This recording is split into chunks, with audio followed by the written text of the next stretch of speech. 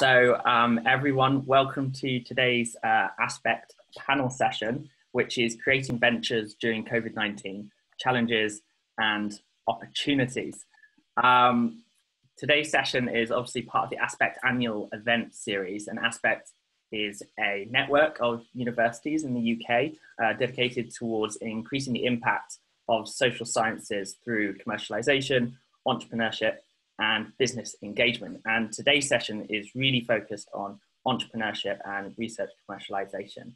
So today we have an amazing panel consisting of LJ, who heads up LSE's Generate program. We have Kate, who is one of our startup founders, and is going to be able to talk through the startup experience during COVID-19. And we have Nelly from Bethnal Green Ventures, who's a partner there, and she'll also be able to provide the programmatic view. I'm going to ask each of the panelists to quickly introduce themselves and a bit about their background, so you know where they're coming from during the panel. One thing I'll say is we will take time for questions. What I'm going to aim to do is have a little question bit in the middle, and then we'll leave most of the questions at the end. And you can use the Q&A function in Zoom to basically just put your question in. But feel free to also use the chat bit as we go along and talk to each other. So now I'm going to ask each of the panelists to introduce themselves, starting with Kate, then LJ, then Nelly.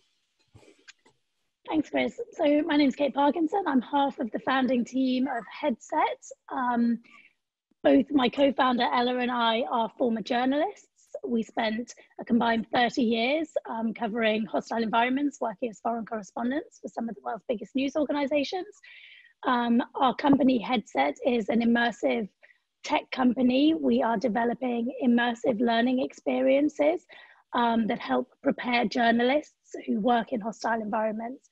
And very quickly, I'll give you a bit of an origin story. This stems from something that happened to me in Libya back in 2011. I was working with my husband and cameraman when he was seriously injured. He was hit by an RPG. And in that moment, I just didn't know what to do. And so much later in my career, I discovered the power of immersive technology, specifically VR, to transport people to places and recreate those really realistic feelings of being in these hostile environments. So that's the focus of our company at the moment. Oh, I should also say my husband survived. I get told off when I don't tell people that. Thanks. My story is nowhere near as dramatic and inspiring as that. But I'm LJ, and I head up LSE Generate, which is the entrepreneurship hub here at the London School of Economics. I say here, I'm sitting in my kitchen along with everyone else. We've been running for just over 3 years, and we were really kind of end-to-end support for all things social impacty at the university. We work with students, alumni, sometimes staff when they behave themselves, and the focus is really around social impact and innovation, and this idea that a combination of those is a really powerful force for good. So in terms of what we offer, we run a range of accelerator programs, and then also mentorship masterclasses. We have international innovation hubs all across the globe, which are kind of mini generates and support alumni wherever they are around the world. And we've obviously done what everyone else has done, which has gone remote, and which has come with its challenges or opportunities, and really looking forward to exploring that a little bit more over the next hour. Hi everyone, my name's Nelly. As Chris said, I'm a partner at BGV.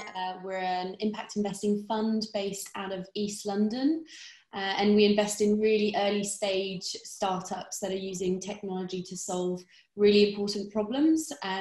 We've invested in Headset actually, which is how Kate and I know each other.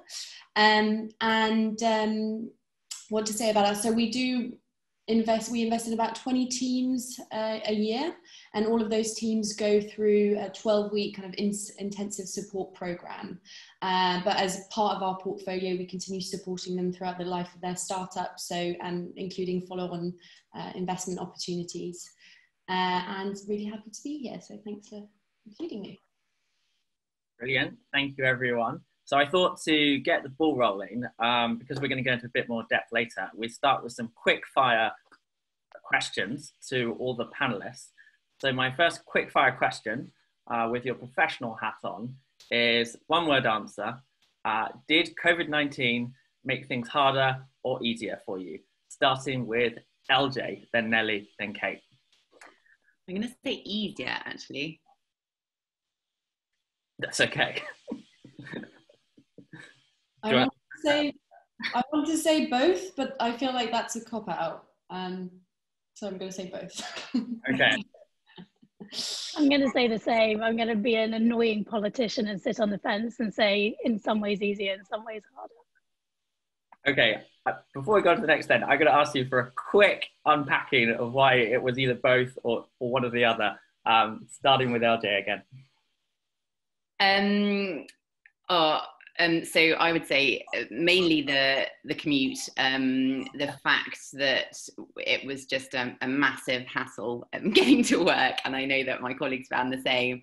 It made it easier because we basically legged it over to Italy and just basically lived in a tiny little house up in the mountains like Heidi for about 3 months. It also meant that we could interact with the students wherever they were in the world. So, and we'll go into it in a little bit more detail, but we were working with students who were based in India and alumni in Australia, and it just kind of opened up a whole load of doors. Obviously came with its challenges, and I'm more than aware of that, but yeah, it was quite a nice summer for a lot of us. Nelly, harder and easier, why? Well, you know, we had about our program, which Kate was on, started on the 1st of April, which meant our team had about less than 2 weeks to completely transform our program into an online format, which was quite intense. But I think a lot of good things came out of it, a lot of good things that we'll be taking forward in the way which we think about how we support our portfolio and startups and their needs and sort of resilience throughout kind of big external changes that you can't control. So yeah, I mean, I'm an optimist, so everything that's difficult turns into an opportunity, and I think we've learned a lot and are better for it. And Kate, both again for the politician's answer. Yeah, well, kind of like Nelly, it's everything's got a downside, but you turn it into a positive. So I was trying to interrogate my own answer and think what was hard, and generally it falls on the easier side. My company has always been remote. My co-founder Ella is based in Beirut. We've always been set up to work remotely, so actually that was really easy for us to adapt. We were thrilled that the BGV program was suddenly all online, because it would have been much harder for Ella to come over from Beirut to take part in it. So as a company, we benefited much more than we would have done. Harder, I guess, are things that are not so work related. There are many things about COVID that we've all found difficult, right? But I think with my business hat on, I'd say I'm generally leaning towards the easier and more opportunities. Okay, thank you. So my next quick question is, name the one thing that you've appreciated the most, again with your kind of business hat on, during COVID-19, and this time we'll start with Nelly. Oh, before you said with your business hat on, I was like hugs, but I don't know. Have I appreciated? Business hugs, Nelly. Business hugs, yeah.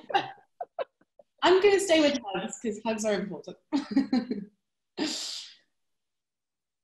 Kate, do you want to go next?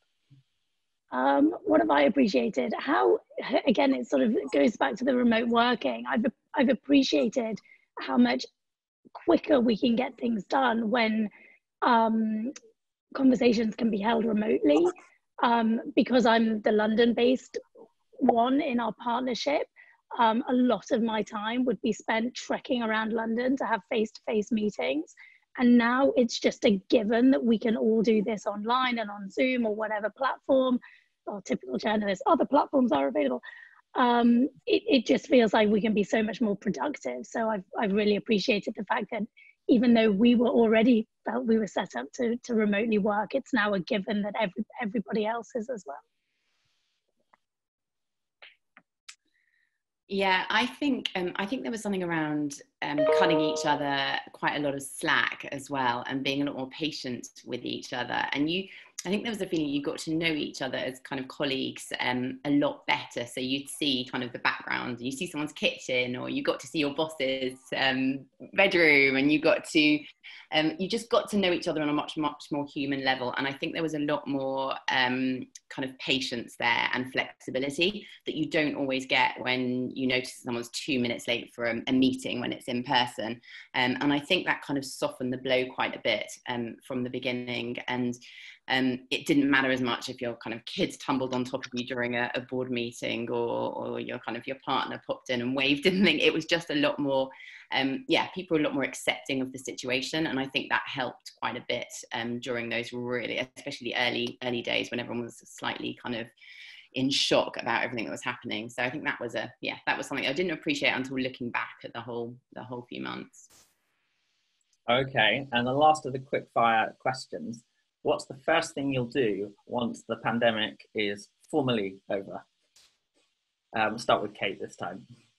Well, this is not with my professional hat on, but it's probably going to get my roots done. I feel like I missed the window of opportunity when all the hairdressers were open. And I was like, oh, it's fine, I'll just grow them out. Well, I've reached my limit. I'll be having my hair done. I think that's professional as well. People like to have nice hair. I'm just going to stick with hugs. One word answer. Just hug everyone. LJ? Yeah, I think I'm gonna hug everyone a lot. I think I kind of considered myself very British until this happened, and now I just want to run out and and join the hug game. So I think that's definitely. I think I'll stop making banana bread as well. That's kind of doing my nut in a bit as well, and I'll expand my culinary portfolio. Okay, brilliant. Well, okay, thanks for the quick fire questions. We'll get cracking on the others now. So if you can remember the ancient history that was when the lockdown first started, my first question to everyone will be, what was the first thing, either as a program or as a startup, that you had to change as a result of lockdown? And we'll start with Kate from the startup perspective first. Yeah, so lockdown, Kate, I mean, did lockdown come at a good time for anyone? No, lockdown came at a terrible time for us, because we were back then in the middle of an Innovate UK funded R&D project. We're just coming to the end of it now. We've got 3 more months. But back then we were just about to go into user testing. And lockdown just meant we couldn't get out there and put participants in a VR headset. I mean, it was just so debilitating. But we love constraints. We practice design thinking in our business. The first weeks of the lockdown were kicking off the BGV program, and they start their program with a design sprint, and it was really good for us. It really got us to interrogate all the decisions we'd made up until that point and think about the new constraints. And it set us on a really different path. So we had developed this VR experience that wasn't quite hitting the mark in terms of what we needed for our research and development. To give you a very brief background, we're integrating biometrics into our VR experiences and using the user's biometric data to make the VR experiences more personal to them, in a bid to try and help them manage their stress levels and build resilience. That's a whole academic research conversation there. But in terms of the design, we very much needed to develop a VR experience that got an emotional reaction out of users. And we just were struggling to hit the mark a little bit, building immediately in VR. Well, the COVID constraints forced us to think outside the box, or inside the box, inside the COVID box. And we developed an audio-only experience. So we worked with a sound engineer and sound designer and actors and volunteers. And we had some friends who are actually policemen, playing the role of policemen during our riot scene. And we developed an audio version of what would ultimately become and has become our virtual reality experience. And we were able to test that really easily with journalists, because we just sent it out as an audio file. and then carried out a user testing round, just getting them to listen to it and us observing them. It's a process that we would never have done if it wasn't for COVID. And actually it was so beneficial. We learned so much that then set us very clearly on a design track for our next iteration of the VR experience, which has turned into a design that we're really happy with and is hitting all our milestones and benchmarks in terms of achieving what it needs to for our Innovate project. So yeah, looking back, I'm like really glad lockdown happened when it did. But at the time, definitely wasn't thinking that. So Kate, maybe just digging in on that a little bit.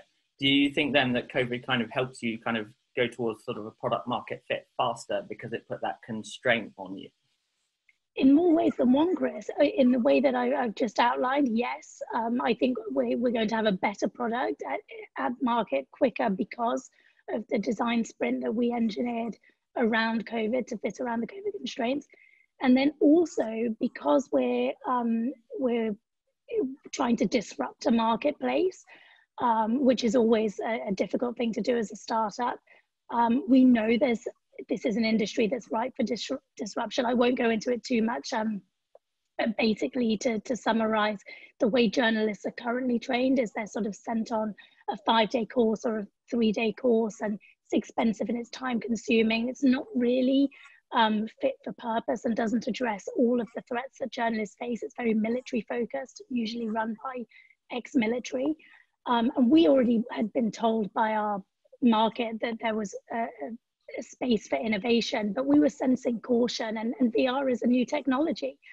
COVID has flipped that on its head. Now suddenly everybody is realizing that this old method of training is really challenging, increasingly outdated or impossible to conduct. And there's a real desire to explore this new way of bringing training to the marketplace. So again, you know, not wanting to make light of it, it's a terrible thing that's happening in the world, but as a business, we've definitely managed to see opportunity and use it to our advantage. Brilliant. LJ, do you want to take on the question next? Yeah, so I think in the same way as Kate, it came at the time we thought at the worst possible moment. So we just finished a really successful pre-accelerator program, and we were really happy with the way that the cohort had gelled and had come together as a really strong community, and they still are. I mean, they still kind of meet up, they have WhatsApps, they speak on a daily basis. So we were really excited to then take the learnings of that and launch our first ever LSE accelerator. We signed on an innovation space with Camden Council the day before lockdown hit, and we were stoked. We had a mural artist ready to go in. We had an IKEA delivery. It was a super exciting time, and we knew that there was kind of rumblings of the fact lockdown might happen, but we still, I think we're a little bit in denial just because of the hours and the resources that had gone in. And then it happened, and the immediate reaction was obviously one of disappointment, one of slight panic, and the students were just kind of bombarding us with questions, and we literally had to transfer the whole thing overnight onto virtual platform.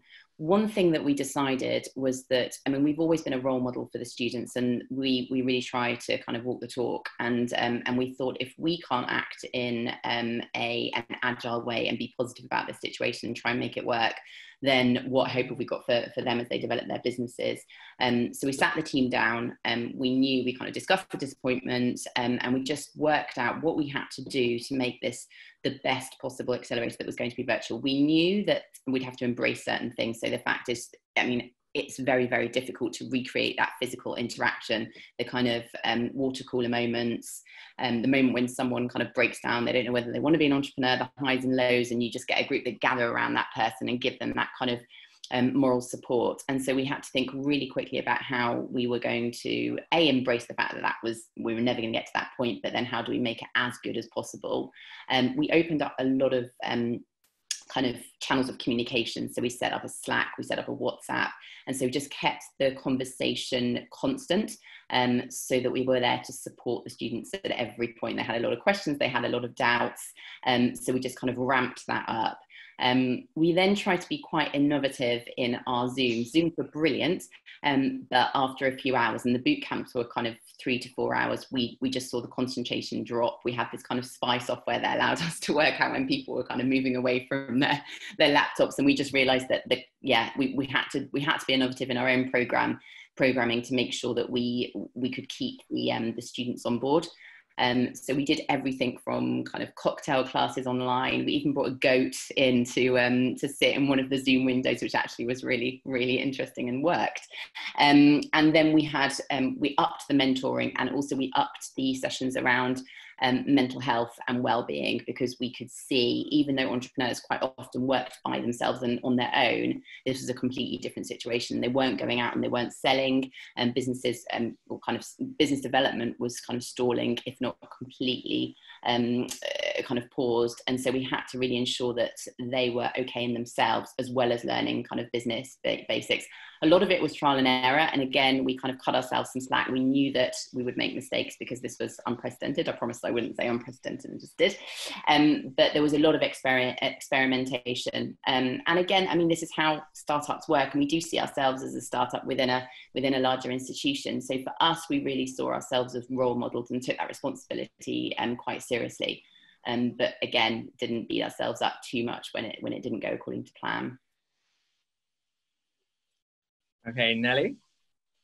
Yeah, that's super interesting what you said, LJ. I mean, there's such, like, I mirror like almost all of that. I think we kind of went through a similar process of, well, actually thinking, what does it mean to bring a program online? What does that look like? You can't just do everything as usual and just put it on Zoom. So that was a kind of very quick lesson we all learned. So I think, I mean, my answer to that is, yeah, just adapting to new ways of working. It was new for us at BGV, it was new for the startups. And so we just had to really keep the communication going between us and them, and try and like be flexible, not beat ourselves too much about it, which was hard at times. And just kind of like work together to do something that was useful for everyone. So one of the ways that we did that, obviously, I mean, one of our first workshops is a service design session that's usually all day with thousands of post-its and boards, and it's really interactive and super fun. And it's also a really great way for teams to get to know each other's businesses, learn from each other, etc. And we didn't do a full day on Zoom, but it was close to, we broke it up with breaks and stuff like that. But I'm seeing Kate kind of reminiscing and being like, no, that wasn't good. It was close to like to be fair, you responded very quickly. The first day was tough though. I thought, oh my God, my back is never going to survive. Yeah, it was the third day of the program, and it was very Zoom heavy. And I love the founders for this. They were just like, never again, we can't do this.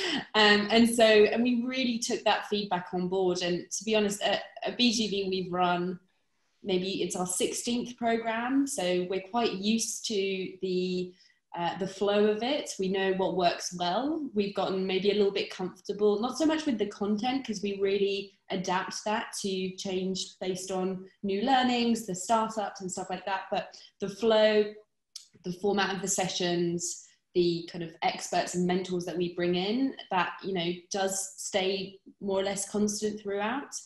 And so with this program, we really kind of went back to the drawing board and we're like, okay, well, what works now? So we, the format of the Zooms was completely different. Something that we would do is, instead of doing exercises in the session, is actually set up some homework and then have clinics where startups could get a lot of one-to-one support based on that. So instead of just having a call where you're just discussing something maybe a little bit abstract and going over theory, you would have discussed that in the session, and then you're just talking about like practical feedback on exercises. So the startups were really spoiled with more like one-to-one support than we've ever had in any other program. And a flip side of that as well, what made it possible is that we found mentors were way more available to give support to the startups. There were some that were on furlough. I mean, Kate had a mentor who was on furlough for a couple of weeks and just kind of dove right into working with the team and really helped. And it's still working for us 6 months later. We now have him as a consultant. yeah, so that's like a really great success story. And we've had other mentors that were on furlough, but also they didn't have to travel to our offices in East London. So I think some of them, it was a little bit harder to do that. And so that was a really great finding. But the last thing I wanted to say as well is it was obviously quite an emotionally charged beginning of the program, I think, for everyone, because everyone was adapting to working online, but also maybe a bit kind of had very high expectations for the BGV program, which they'd heard about from their peers or stuff like that. And I think it was, for some, really disappointing that it was going to be online. But one of the things that we really had to make an effort on is also communicating the more than usual, the kind of the outcomes of the sessions and why we'd picked them, and kind of the value of the program, which I wasn't so used to, because usually people show up and they see the value and they kind of engage with it straight away.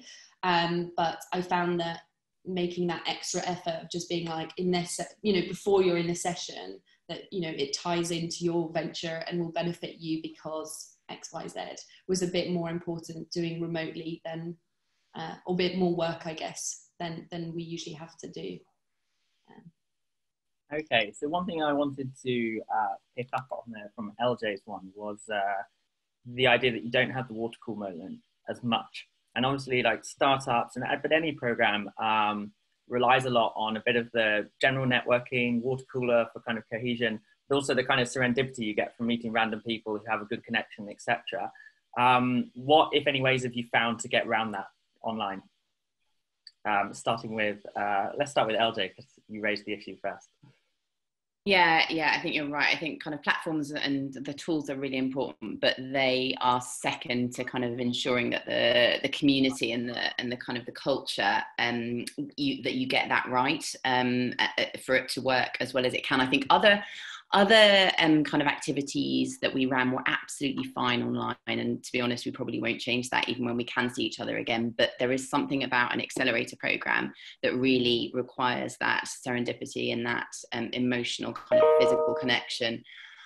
So what we did was we, when there was a little break in and kind of, or a little kind of relaxing of the rules, then we went all out to make sure that they could meet safely. And whereas usually we'd kind of make that a kind of an optional activity, we really pushed that should be kind of a really important, kind of almost mandatory part of the program, and it did help. A few people were obviously quite cautious and didn't come along, but it did make a difference to the ones that did. I think as well, what we try to do is not just stick to Zoom. So for example, when we ran our demo day, we looked at using Hopin.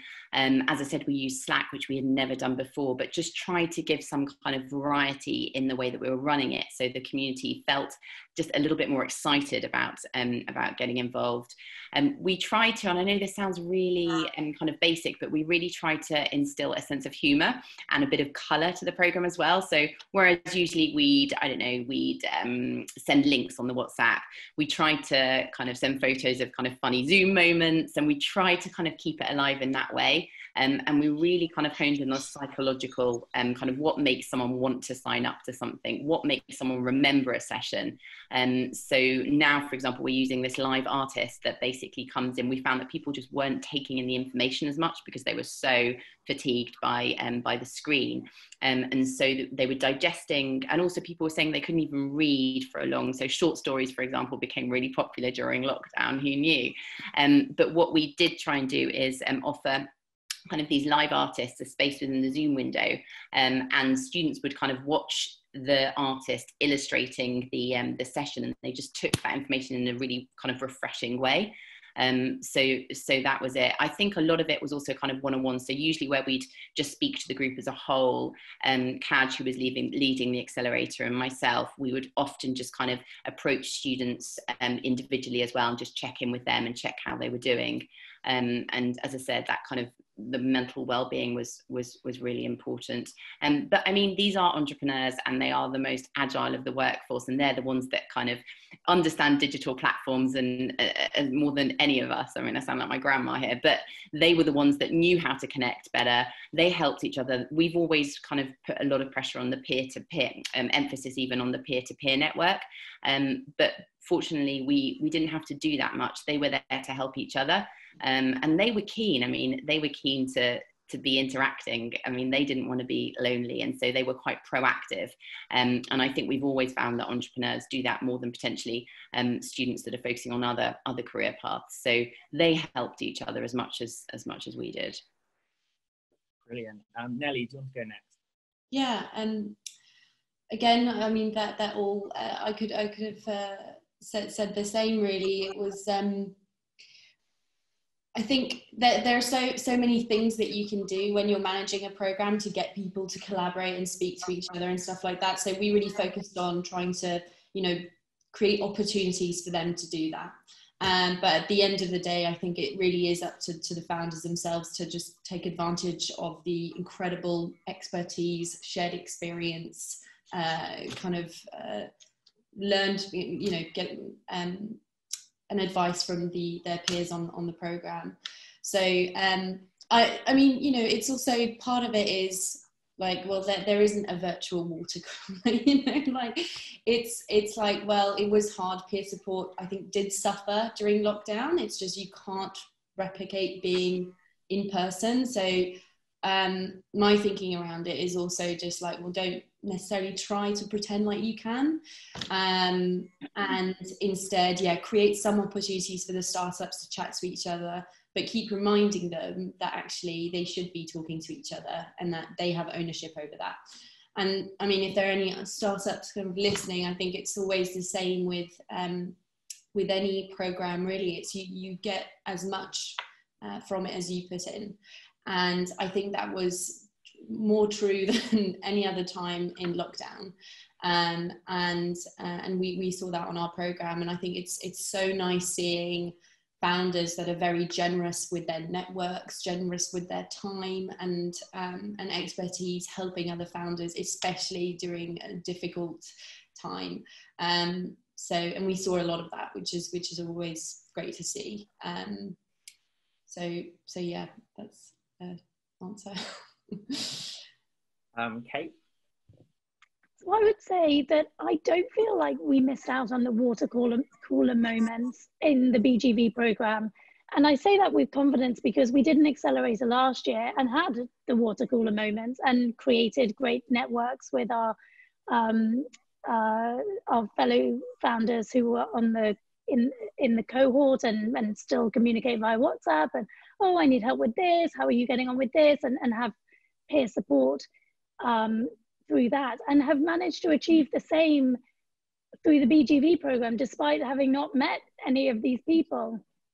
Ella, my co-founder, and I, as journalists, and perhaps as LJ says, as entrepreneurs, have never had a problem being the squeaky wheel, and we definitely understand that the more you ask and the more you engage, the more you get.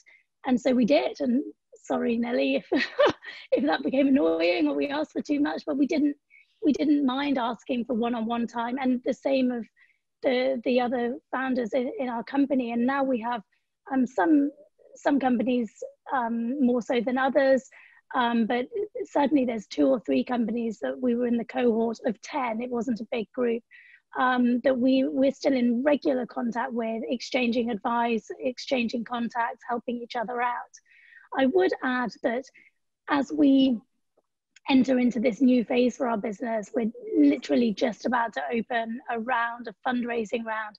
We are starting to feel like the water cooler moments, the networking in person is something that we miss. Some people would call it serendipitous moments. I would call it seeing someone in a room, targeting them, pouncing on them. You have to be very strategic in knowing who you need to talk to, knowing the kind of questions, you have up your sleeve, the questions that they'll ask and the answers you'll have up your sleeve. And that's much harder to do online. Like LJ was saying at the BGV session, we did our showcase in Hopin, and we know there were investors there, but they were all keeping really quiet. And it was difficult. Although I have to say, Nelly, breaking news, we have had someone reach out to us after the session and are now engaged with one of the ventures who attended. So it's still possible to do this, but it's definitely harder than it would be, you know, pre-pandemic. Thanks. And I think we've all had that experience where investors kind of huddle together in the corner and don't let any founders near them. I mean, one thing we did, and for those who don't know, I've also been kind of running a social scientist accelerator program this year. We tried the randomized coffee trial, which we shamelessly pillaged off the Skull Centre. And that was just a 30-minute monthly coffee where we just set any random two just to meet up and told them not to talk about work, but just to kind of just chat. And they found that particularly useful because they said they missed a lot of the social bonding. So if you need to steal that idea of the Skull Centre, please do. What we're going to do now is I'm going to take our first question from the floor.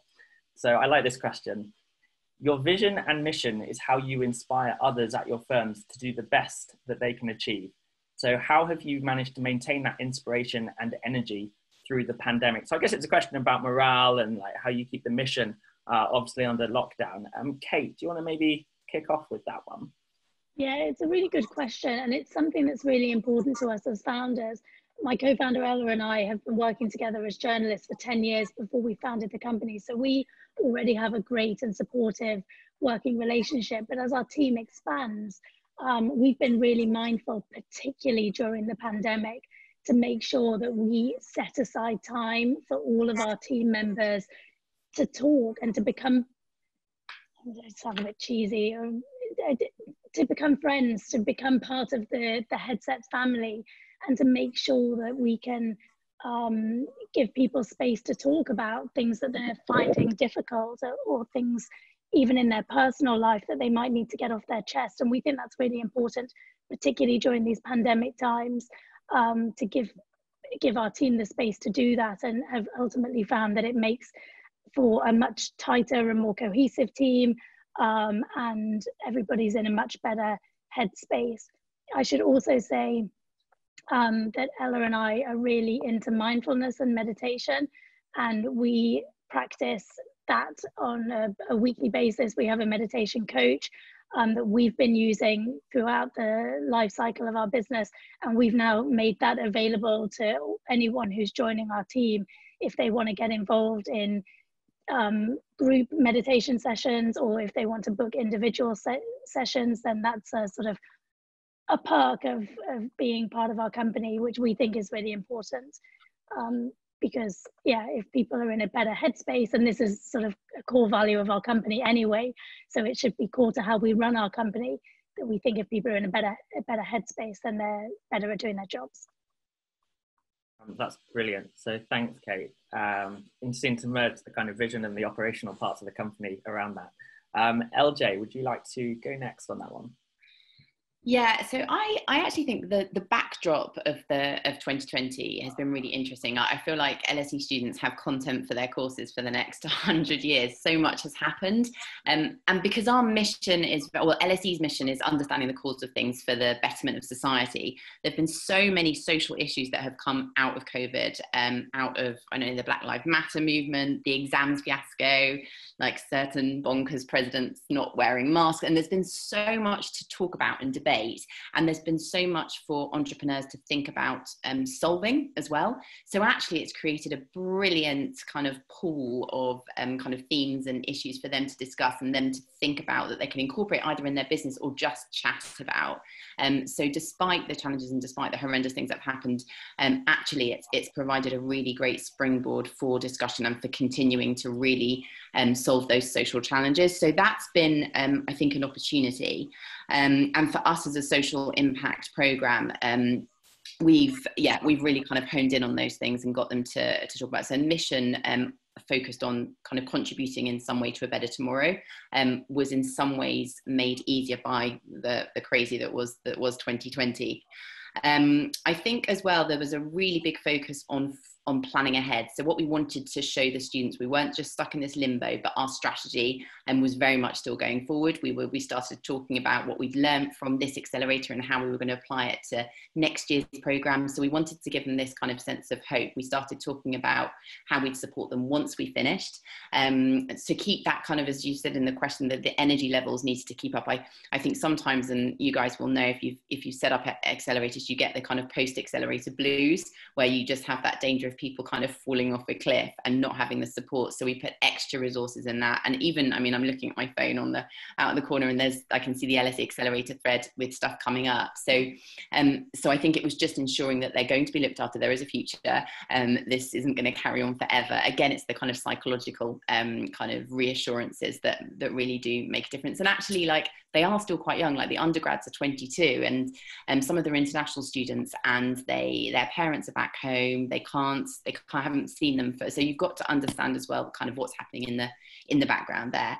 And then again, I think these guys mentioned meditation, but also we focused a lot more on things like wellness podcasts. We actually had a really interesting podcast series that we opened up that was focused around interviewing people that had experienced really extreme forms of isolation. So we interviewed Terry Waite, we interviewed former inmates, we interviewed a modern day hermit, which was really interesting.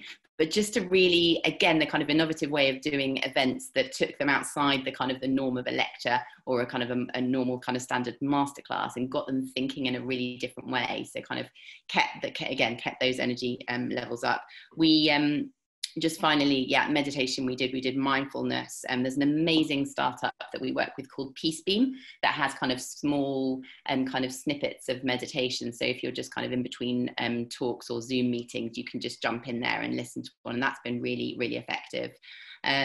Instead of doing the cookery clubs and the supper clubs, even where we just get the students around a big kind of community meal, we're sending out kind of delivery or whatever it is, vouchers for them to still have meals in their Zoom windows and be talking, so feeling that they're part of a social activity as well. But you sometimes have to go a little bit wacky and stuff that you probably wouldn't have done in 2019, but been really open-minded with the kind of craziness. I mean, if someone said, we'll get a goat or an alpaca into a Zoom meeting, I would have probably checked if they were okay, and now it's just normal. So I think just kind of moving with the times and not taking yourself too seriously as well, I think is really important. And understanding you will have failures, but understanding failures and talking about failures is so much a part of growing as an entrepreneur. So if we can't talk about how we've messed up, then again, we can't expect the students to. So yeah, I think that's probably covered most of hopefully what you wanted to know. I think a quick question everyone wants to know is, where is the goat or alpaca? Well, actually, this was a social impact activity because we were supporting farms in the north of England that obviously couldn't open, so we're losing revenue. And you basically, I think, you pay £5 for a goat, £25 for an alpaca, and they basically put a camera, this is completely irrelevant, but put a camera in the pen, and in just every now and again, you just hear this goat bleating, and it just kind of takes the edge off the slightly boring masterclass that's going on in the background. But yeah, a great pivot from those farmers. Using the constraints of COVID to think of a business model for their farm. It's amazing, isn't it? Yeah, and you get to know all about the goat, so you feel like you're best friends with Safi the goat. It's brilliant. Nelly, would you like to finish off this question? Sure. So, I mean, our mission at BGV is to help build and scale Tech for Good ventures with funding and support. So I think what we changed in lockdown or within that support is really looking at, well, okay, how can we adapt that support to like new challenges that the startups are facing? So one of the things that, I mean, we spoke a little bit about mental health there. We just had several workshops around founder resilience and psychological safety and how to better work in teams and stuff like that, which was really helpful. But we were also looking for very kind of relevant topics like remote user testing or SEO, CRO, like how to be found how to have a better online presence in an online world, essentially, like these topics that are super important for teams now more than ever. But for us, being able to support founders outside of London even better was just really great. We always pride ourselves on being really inclusive and wanting to, go beyond just London, and doing that remotely was really helped for that. But, within that, I just think the founders have the inspiration and energy within them. I don't really feel like we've given them that. A lot of them have, quit their jobs to go full time on this venture. They've got that in them, to that drive. They're some of the most hardworking people I've ever had the pleasure to know. And so for us, it's really like, well, how can we help in that? And I think it's making useful introductions, really useful content, but also encourage them, to shout and celebrate their wins, and just kind of encourage them, throughout the process in weekly check-ins and stuff like that. Can I just add to what Nellie's saying as well, to say that, and to pick up from LJ's comment, we did feel a little bit, oh, what's happening after the programme? Suddenly we'd gone from having 12 weeks of intensity to a seemingly empty diary, and BGV are great. I think you left it up to us whether you wanted it to be weekly, 2 weekly or monthly check-ins. So Nellie is our mentor, and we still speak to Nellie every fortnight just to check in, and that really helps us to keep the energy going. It's not like we need BGV to hold us accountable. As we grow, we become more and more accountable to ourselves, but it's always nice. I mean, after all, BGV are investors in our company, and so you have a stake in what we're doing. So it's that really helps to keep the energy as well. Brilliant, thank you. So we're into sort of the final 12 minutes. So I'd invite anyone from the audience who has a question now to write it up. But while you're doing that, one question I've definitely got is, and we'll start with Kate on this one, is product market fit, market validation, critical part of the startup process. We talked a bit about networking as one part of that. How have you managed to do that during lockdown? And start with you, Kate.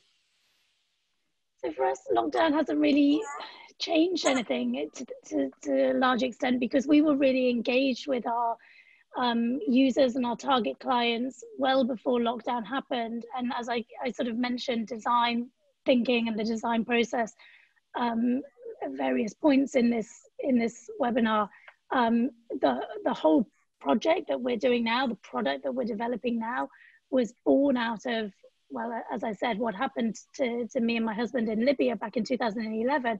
But based on that incident, we applied for funding from Innovate back in the heady days of 2019, when we could leave the house. And we did a 3-month intensive design thinking sprint, where we spent every day in a 3-month period speaking to our users, to the hostile environment trainers, to all the big news organizations. So we were really engaged with our customer from day one, and that's continued through lockdown. We call it co-design. At every sort of point, whenever we have an update, we're circling back to them.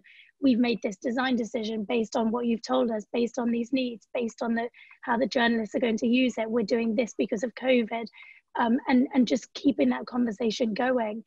And okay, because of COVID, that's been email and Zoom calls, and pre-COVID, I'd have had to trek across London to deliver that message over a cappuccino. Actually, you could say COVID's made it easier. Brilliant. Nellie, would you like to go next? Yeah, I mean, it's a tricky one, because it depends on your business model and your venture. And some teams in our portfolio really relied, especially in the early stages, on, if you're a hardware startup, I mean, Kate, you guys found a really great alternative, but we've had a few teams in our portfolio kind of have product development completely halted because of lockdown, because they just needed people to use their products. They were in that phase where they needed to do lots of in-person user testing, or other models which at the early stages, maybe teams depend on events to acquire new users and customers and get the word out about what they're doing. So we've seen that, but on the flip side, there have been other companies in our portfolio, especially kind of healthcare ones, that have seen the number of their users, like whatever the term is, well, just multiply by 10 or 20. So it's been a really amazing time for them where, well, Kate mentioned this earlier, but the kind of behavior change was just completely accelerated, and something that some teams have sort of been waiting to happen slowly but surely for the last 3, 5, 10 years. You know, it just overnight people completely changed and finally were open to adopt a new way of doing things just out of necessity because they had to. So yeah, it has kind of depended on the nature of the venture, and unfortunately some teams have found it really difficult. Some have managed to pivot successfully, others not so much, but hopefully when things get back to normal, some of those teams can get back on track. LJ. Yeah, so I think for the students, there were a couple of challenges that came up around this. So I think they felt the pressure that they were supposed to be these kind of catalysts for radical innovation, and if anyone was going to do it, it was going to be them. So they felt that, I think they did feel that pressure. They knew as well that in the backdrop then everything was going under, and businesses were stopping and going bankrupt, and they saw that in the news every day. And so I think that was quite frightening, and they could see also the decline in actual business creation during that time for all the obvious reasons. And then also they knew that they were kind of more vulnerable than the larger incumbents. So they had all that in mind. So I think, again, a lot of reassuring. We pulled out the stops quite a bit and focused in on the industries that were really suffering. So for example, we're about to run a course around food and bev innovation and looking at how we can pivot during these times. And we've done a lot around pivoting and a mixture of kind of understanding how to pivot successfully, but also the kind of resilience. And I think, like Nelly was talking about earlier, and the confidence that is required to do that. And fortunately, entrepreneurs are risk takers, so they find it, I think, on average, much easier than others.